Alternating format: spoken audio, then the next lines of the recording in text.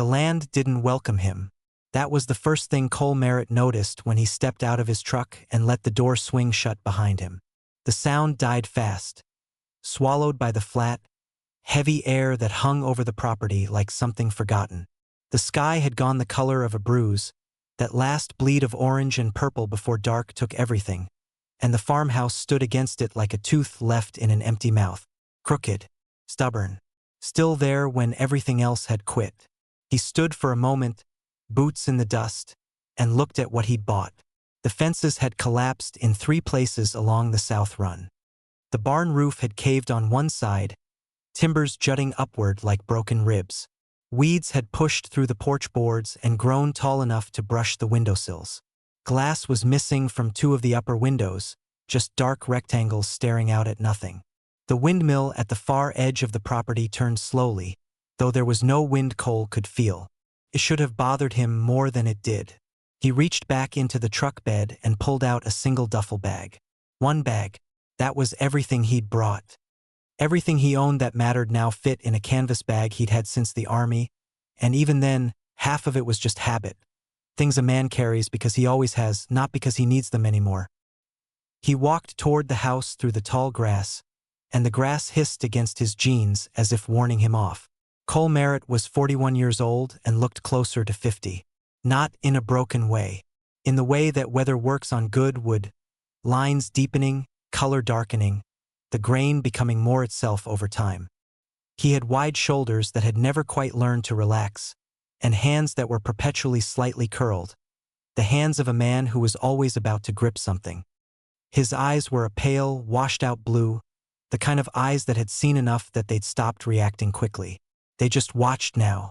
They recorded. He'd grown up on a ranch in central Texas, worked cattle his whole life, had, for 11 years, worked that life alongside a woman named Ruth, who had laughed too loudly in restaurants and cried at news segments about injured animals and made the best breakfast of anyone he'd ever known. They had a son named Daniel who was 6 years old when the accident happened and who had his mother's laugh, which was the thing Cole missed most, which was the thing he could no longer allow himself to think about directly because thinking about it directly was like looking at the sun. You could only do it for a second before it burned you blind. 2 years now. 2 years of managing other men's cattle on other men's land, of sleeping in bunkhouses and spare rooms and once, for 3 weeks, in his truck. 2 years of waking up in places that were not home because home was an idea he had retired. He'd bought this farm, 240 acres in the hill country of central Texas, 40 minutes from the nearest town. Not because he planned to ranch it seriously. Not yet. Maybe not ever. He'd bought it because it was remote enough to be quiet, and because quiet was the only thing he still wanted. He'd bought it with the insurance money and a small inheritance from Ruth's mother and told himself it was practical. An investment. Land always holds value. He told himself a lot of things. The porch steps groaned under his boots, and the front door had swollen in its frame and required a shoulder to open. Inside, the air was stale and close, carrying decades of dust and old cooking grease and something else. Something faintly sweet and organic that he couldn't immediately name. The floors were bare wood, most of the furniture long gone. A kitchen table remained with one chair. A rusted iron bed frame was still in the back room. Someone had left a calendar on the kitchen wall, open to March, 5 years back. Cole set his bag down and stood in the center of what would be his living room and listened to the absolute silence of the place. He was home.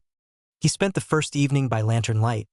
The electricity wouldn't be connected until the end of the week. Eating cold food from a can and making a mental list of what needed to be done first. The roof over the back room, the well pump, the south fence line. He wrote nothing down. He kept lists in his head the way he kept most things, filed away, organized, accessible only to him. He went to bed early on top of his sleeping bag on the bare floor and fell into the lightless, dreamless sleep of a man who has worked hard and felt nothing. He woke at 2 in the morning and lay still in the dark. There was a sound. He didn't move.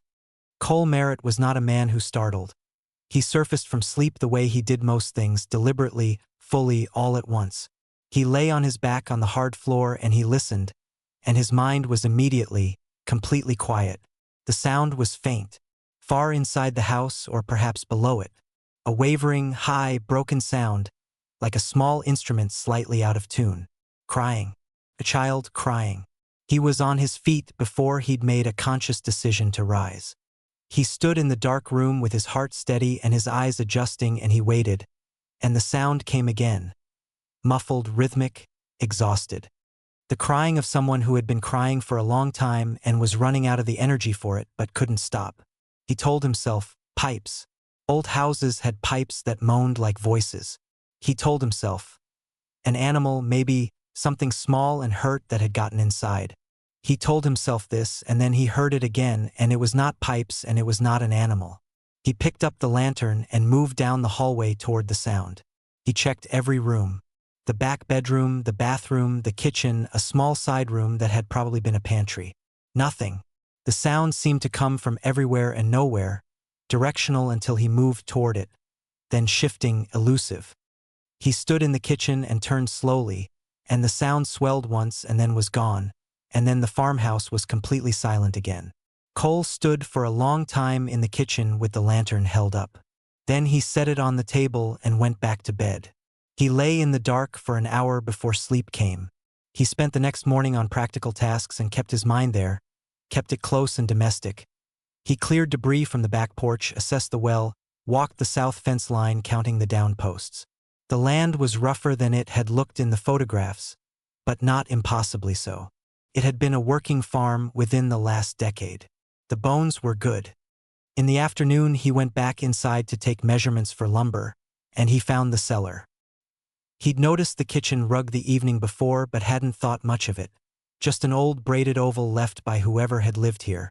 Now, in daylight, he saw the rug was positioned too deliberately. Centered exactly over a section of floor where the boards had a faint seam that didn't match the rest. He moved the rug. A trapdoor. Iron ring handle worn smooth. He pulled it open and held the lantern down and looked. A small room, maybe 8 feet by 8 feet. Dug out of the earth, the walls lined with rough wooden shelving. At some point someone had made this space into something almost livable. There was a small mattress on the floor with a thin blanket folded neatly on top of it. A plastic crate used as a table. A candle stub. And on the wooden shelves, arranged with a child's particular organizational logic, by color, by size, drawings. Dozens of them, done in crayon and pencil on whatever paper was available. Receipt paper, the backs of envelopes, pages torn from magazines.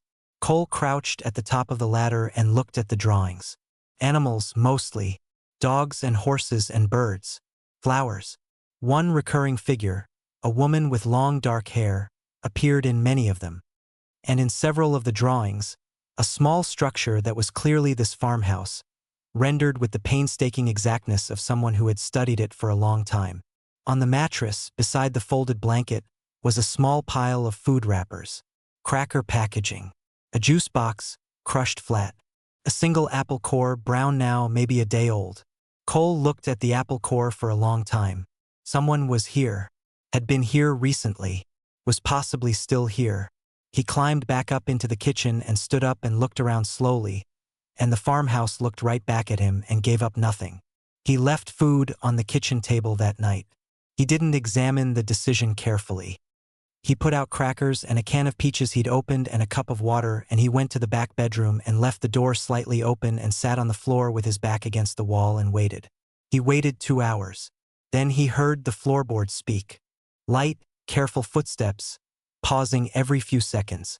The rustle of something being moved, the chair, pulled out from the table. A small sound of eating. Cole stayed where he was. He did the same the next night, and this time he called out quietly from the hallway. I'm not going to hurt you. I live here now, but you can keep eating. There's no rush. Silence. Complete. Then, the third night, she appeared. She stood in the kitchen doorway at the edge of the lantern light. Small, probably 7, possibly younger. It was hard to tell given how thin she was. Dark hair in a tangled braid coming apart. Large dark eyes that contained an old, tired wariness wholly inappropriate in a child's face. She was wearing clothes that were too large for her. An adult's flannel shirt cinched around her waist with a piece of rope. Jeans rolled up many times at the cuff. She looked at him across the kitchen the way you look at something that might still move toward you. assessing. Ready. He stayed sitting. He made himself take up less space. He put his hands in his lap where she could see them. I found the room under the kitchen, he said. You did a good job keeping it. She said nothing. My name's Cole. I bought this land about a week ago. Nothing. You hungry? A pause. The smallest nod. Sit down then. I won't come any closer. And she did. She sat in the chair across the kitchen and ate everything on the table without taking her eyes off him. She ate quickly and with complete focus, the way animals eat when they are hungry but cannot afford to stop watching. When she was done, she wiped her mouth with the back of her hand. Wren, she said. Her voice was rough from disuse. My name. Wren, he repeated. That's a good name. She pulled her knees up to her chest in the chair and watched him. You gonna call someone? She asked. I don't know yet, he said honestly. You want to tell me what you're doing here first? She considered this for a long time. Then she shook her head. Not defiantly, carefully. As if information itself was currency she'd learned to spend wisely. All right, Cole said. That's fine. He got up slowly, showed her he was going back to the other room, and left her to decide what to do next. She was still in the kitchen when he passed through at dawn. She had fallen asleep in the chair with her head on the table, her hands tucked under her cheek like a much younger child. Cole took the extra blanket from his duffel bag and set it over her shoulders without waking her. In the days that followed, a routine formed without either of them designing it. Wren began to emerge earlier in the evenings. She started helping with small tasks without being asked, handing him nails when he worked on the porch boards, carrying things he didn't need carried, mostly just to have something to do with her hands. She never spoke more than a few words at a time. She ate everything offered and watched him constantly, but gradually the quality of the watching changed. It became less prey-animal and more simply watchful, the observation of a child who is used to reading adults carefully as a survival skill. He learned she was 7. He learned she could read. He did not yet learn where she had come from or why she was alone, and he did not push it, and something about his willingness to not push it seemed to be the precise thing that was slowly, incrementally unlocking her. On the 5th day, she followed him out to the barn and watched him work on the roof for 2 hours without speaking. And then she said, My mom told me if anything ever happened, come here, stay here, wait. Cole kept his eyes on the beam he was leveling. And something happened, he said, not a question. She answered it anyway. Yes, she said. He nodded once. Let the silence hold it. She's coming? He asked. Wren hugged her arms around herself. I think so, she said. I hope so. The truck came on the 7th day. Cole was replacing a section of porch railing when he heard tires on the gravel drive. He didn't look up immediately. Delivery was expected for the lumber order. But it was not a delivery vehicle. It was a dark blue pickup, newer model, no markings. It pulled up 20 yards from the porch and sat with the engine running for a moment before the doors opened. 2 men. One large, thick through the chest, unhurried. The other smaller and quick-moving, the type whose stillness always looks temporary. Both wore plain clothes. The large one raised a hand in greeting. Help you, Cole said, setting down his work. Looking for a Cole Merritt, the large man said. You him? Depends on who's asking. Child Protective Services, out of San Marcos. He didn't show a badge. He said it the way men say things when they're used to not being questioned. We got a report of an unaccompanied minor in this area. Thought you might have seen something. Cole kept his face neutral. His eyes moved briefly to the truck. No county decal. No seal. Nothing. Haven't seen any children, he said. The smaller man had stopped about 10 feet to the right and slightly behind Cole's sight line, and he had not moved since, and his right hand had not moved from the front pocket of his jacket since he'd gotten out of the truck. Mind if we take a look around? The large man said pleasantly. Standard procedure. Wouldn't take long. You got paperwork for that? Cole said. A pause. The pleasantness thinned. Like I said, just routine. I heard you, Cole said. And I'm asking about paperwork. You're telling me you're a government agency. I want to see the documentation. That's how it works. The two men exchanged something with their eyes that took less than a second but that Cole caught completely. "We can come back with that," the large man said. "You do that," Cole said. Neither man moved immediately. The large one looked at the farmhouse behind Cole. A long, slow look that was not idle curiosity. Then he smiled, and the smile had the same quality as the earlier pleasantness. A coating applied over something harder. "Sorry to bother you," he said. "Have a good afternoon." They got back in the truck. Cole watched it reverse down the drive and turn back onto the road, and he watched it until it was completely out of sight. Then he went inside. Wren was at the back of the house where he'd sent her when he'd first heard the tires. She was in the pantry closet, crouched, her knees pulled up, her eyes very wide and very dark. "You know those men?" Cole said quietly. She nodded. One small, rigid movement. "They're not from the government," Cole said. "No," she said. "They're going to come back." "Yes," she said. Cole crouched down to her eye level. He looked at her and she looked at him. "Wren," he said, "I need you to tell me what I'm dealing with." They came back at dusk.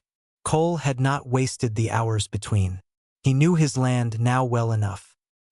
He'd moved Wren to the cellar room with water and a flashlight and told her not to come out for anything. He'd put the rug back over the trapdoor and the chair back over the rug and the lantern on the table to make the kitchen look casually occupied. He'd taken the .30-06 rifle from the locked case in his truck and leaned it within reach behind the front door, and he'd taken his old Glock from his duffel and set it on the kitchen table under a folded jacket. Then he'd sat at the table and eaten and waited, and the waiting was familiar and he was good at it. The truck came without headlights. That was the thing that settled it, finally and completely, in Cole's mind. The truck came without headlights on a rural road at dusk, which was something a government worker did not do and something a man who intended harm did. They didn't knock this time.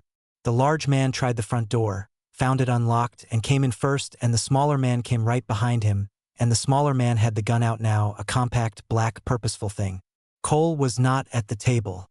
"Nobody needs to get hurt," the large man said to the empty kitchen. His voice had dropped all the pleasantness. "We just want the girl. She's got something that belongs to some people, and we pick her up, we leave, everybody's fine." Cole came through the side doorway behind them. "Put it down," he said. He had the Glock leveled. The smaller man began to turn. "Don't," Cole said. He said it the way you say things when there is nothing behind the word but pure intention, and the smaller man recognized what he was hearing and went still. What followed was fast and ugly and nothing like the movies. The smaller man did not put it down. He was quick and he made a decision and he moved, and Cole moved faster because Cole had been expecting him to try, and the gun went skidding across the floor into the wall, and the smaller man went down with Cole's knee on his back and his arm wrenched behind him. The large man had pulled something from his waistband, but Cole was already up and he hit the man once, hard and efficiently, in the jaw, and the man went into the kitchen table and went down. Both of them were down. Cole was breathing hard. His hand was bleeding where it had caught the other man's teeth. The kitchen was completely still. He found their real ID on them. Neither was from any government agency. One had a warrant outstanding in another state. Cole looked at the IDs for a long time. Then he went to the cellar. He knocked twice on the floor. "It's over," he said. "Come up." Wren came up out of the dark, and she was clutching something to her chest. A plastic bag, sealed, the kind you'd use for documents you needed to protect. She held it out to him. "My mom gave me this," she said. "Before." He took it. Inside was a folded letter and a cell phone, older model, the battery separate from the phone to preserve it. "She said to find someone who wouldn't give it back," Wren said. "She said I'd know." Cole looked at her. The way she was standing. The particular steadiness of her. "Wren," he said carefully, "where did your mama get this farm's address?" Wren looked at him with those old, careful eyes. "From a lady," she said. "A lady who used to come to the shelter. She had a ranch. She said if my mama ever needed a safe place to come here. She said nobody would be looking for us here." She paused. "She said her husband used to own land near here and she'd know it was okay." Cole did not move for a long moment. "What was the lady's name?" he said. His voice was steady. He made it steady. Wren thought. Ruth, she said. Her name was Ruth. The kitchen was very quiet. The lantern burned on. Outside, through the broken-paned windows, the first stars were beginning to appear, bright and indifferent and ancient. Cole sat down on the floor. He sat down on the floor of the kitchen of the abandoned farm his dead wife had promised to strangers as a place of safety, and he put his face in his hands, and he did not make any sound. But his shoulders moved once, just once, the way a structure moves when the thing it has been bracing against for 2 years finally makes contact. Wren sat down beside him. She didn't say anything. She put her small hand on his arm, and she left it there. He called the county sheriff from the cell phone in the bag. The sheriff came with deputies, and after that came real investigators because what was on that phone, photographs, recorded conversations, documentation Wren's mother had spent months quietly assembling, amounted to evidence against several men, not just the 2 currently zip-tied in Cole's kitchen. It was the kind of documentation that made investigators lean forward in their chairs. Wren's mother, whose name was Carla, was located within 36 hours. She was in a hospital 2 counties over, had been there since the night she'd sent Wren ahead to the farm, hurt but alive, which was better than the people looking for her had intended. The circumstances that had led to all of it, a domestic situation that had grown into something larger and more criminal than Carla had fully understood until she was too far in to simply leave, came out over the following days in pieces, in interview rooms, in careful official language that still could not fully contain what it had cost her to survive it. The farm, it turned out, had been used before. Twice. Ruth, Cole's Ruth, had apparently been quietly, methodically doing this for years, operating through a network of volunteers and safe house locations. None of it official, most of it invisible. He found this out from a woman at the county shelter who had known Ruth and who said, with no particular surprise, that Ruth Merritt had been the kind of person who saw a problem and solved it and didn't wait for permission. Cole stood outside the shelter and thought about how little he had apparently known about his wife's interior life, and whether that should hurt him or fill him, and found, after some consideration, that it did both simultaneously, and that this was right, and that this was Ruth exactly right to the last detail. Carla was discharged on a Thursday. She came to the farm because it was where Wren was, and because Wren had refused, quietly but completely, to be relocated to temporary housing or a shelter, and because even the most official people involved had found it difficult to argue with a 7-year-old who simply returned to the chair she'd been sitting in and waited. Cole watched Carla come up the newly repaired porch steps. Slow still, moving carefully, her arm in a sling, and he watched Wren come out of the house and stand on the porch and look at her mother, and he watched the moment when they recognized each other as real and present and safe, and he looked away then because some things belong entirely to the people inside them. He went out to the barn. He was in there a long time, doing nothing in particular, just being present with the task of it, his hands moving over the work. He heard small feet on the barn floor. Wren appeared at his elbow. She stood there in the way she had, quiet and complete and taking up precisely as much space as she needed to. "We're leaving soon," she said. "I know. My mom says thank you. Tell her she doesn't need to." Wren was quiet for a moment. "Did you know?" she asked. "About what your wife did?" "No," he said. "Does it make you sad?" He thought about that. He turned the answer over carefully, the way you turn a stone to see what's under it. "It makes me proud," he said, "which is a different kind of sad." Wren considered this with the seriousness she brought to most things. "She knew you'd be okay," Wren said. "That's why she used this place. She knew if anyone ever came here, whoever was here would be okay." Cole looked at the barn wall. The new timber he'd put up, pale against the old weathered boards. He didn't say anything because there was nothing to say to that. After a moment, Wren put her hand in his, briefly, the way a bird lands, present for just a moment completely and then gone. She let go and walked back toward the house, and her footsteps faded, and the barn was quiet. He watched them drive away from the porch. Carla's sister had come for them in a clean sedan that was already running before they'd finished loading the small amount that needed to be loaded.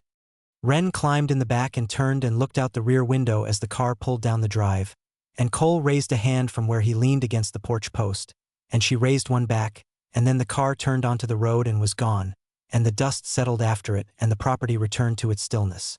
The sky was doing its evening thing again, that slow, bruised bleed of color across the flat horizon.